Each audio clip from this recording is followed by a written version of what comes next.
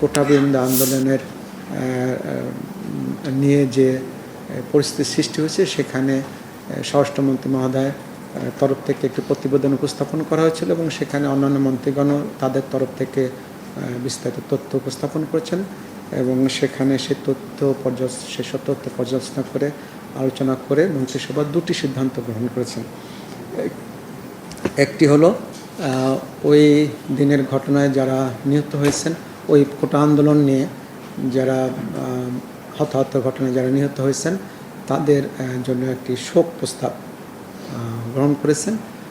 সেই শোক প্রস্তাবটা আনুষ্ঠানিকভাবে নেওয়া হয়েছে। আর দ্বিতীয় যেটা করা হয়েছে সেটা আগামীকাল দেশব্যাপী শোক পালন করা হবে এবং সেই শোক পালন অংশ হিসেবে কালো ব্যাজ ধারণ করা হবে এবং মসজিদে দোয়া, মন্দির, গির্জা, প্যাগোডায় প্রার্থনা করা হবে।